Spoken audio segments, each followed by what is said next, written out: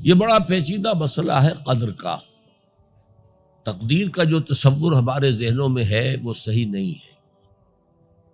قدر کہتے ہیں اندازے کو، ایویلویٹ کرنا، کسی چیز کی قدر و قیمت کا اندازہ کرنا.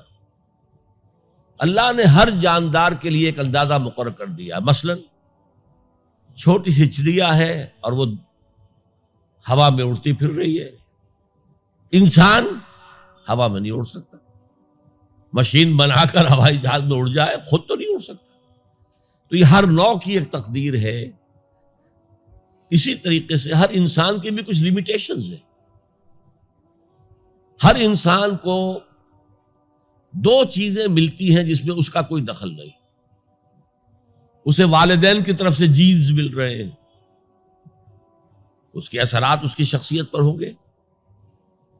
پھر جس ماحول میں اسے پیدا کیا گیا ہے اس ماحول کے اثرات ہوں گے. ان دونوں سے مل کر شاکلہ بنتا ہے. قرآن مجید نے شاکلہ کہا ہے. شاکلہ کہتے ہیں پیٹرن کو.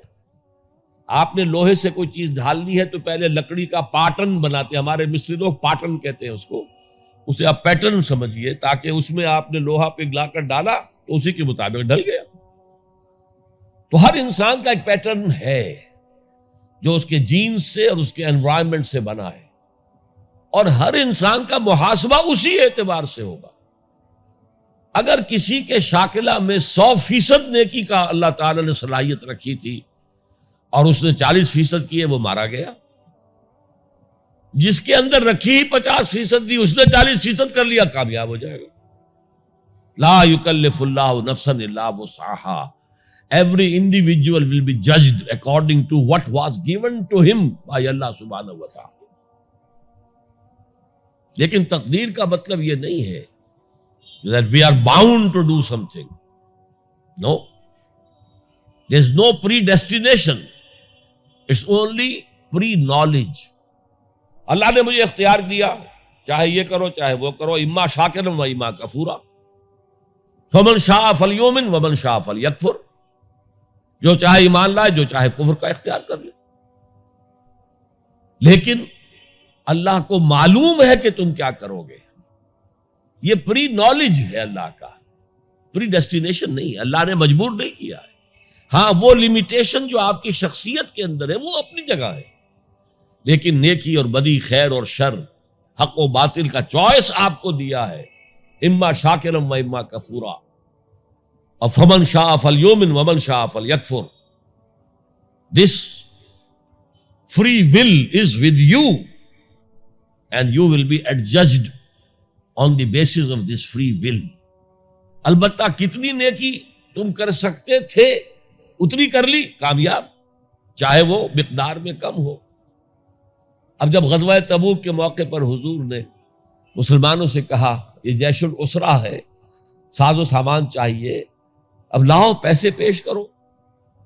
حضرت ابوبکر نے اپنا سارا اثاثہ لا کر رکھ دیا. پوچھا اپنے بال بچوں کے لیے کچھ چھوڑ کر آئے ہو؟ کہ کچھ نہیں چھوڑا. صدیق کے لیے ہے خدا کا رسول، بس اللہ کا نام چھوڑ کر آیا. اب حضرت عثمان نے بہت دولت دی اس وقت. ایک غریب انصاری، اس نے ساری رات ایک یہودی کے باغ میں وہ کنویں سے پانی کھینچ کر باغ کو سیراب کیا. صبح کو اسے کچھ کھجوریں مل گئیں اجرت کے طور پر. اس نے آدھی لا کر اپنے بال بچوں کو دے دی، گھر کا نفقہ، نان نفقہ شام تک کے لیے. آدھی حضور کے سامنے لا کر رکھ دی. جو منافقین موجود تھے انہوں نے تمسخر اڑایا. ہاں جی ہاں، بغیر ان کھجوروں کے تو یہ لشکر جا ہی نہیں سکتا، یہ تو بڑا، یہ تو بہت. حضور نے کیا کہا؟ ان کھجوروں کو اس پورے ڈھیر کے اوپر پھیلا دو، اللہ کی نگاہ میں یہ اس پورے ڈھیر سے زیادہ بھاری ہے. تو آپ جو کچھ کر سکتے ہیں کیجئے. اللہ تعالیٰ کی لاٹھی اندھے کی لاٹھی نہیں ہے جو برابر چلے سب پر، بلکہ ایوری انڈیویجول اس کے علیحدہ علیحدہ حساب ہوگا. اللہ کا کمپیوٹر بہت بڑا ہے، بہت بڑا ہے، بہت بڑا ہے. وہ ہر ایک کی قدر و قیمت کا تعین کر لے گا.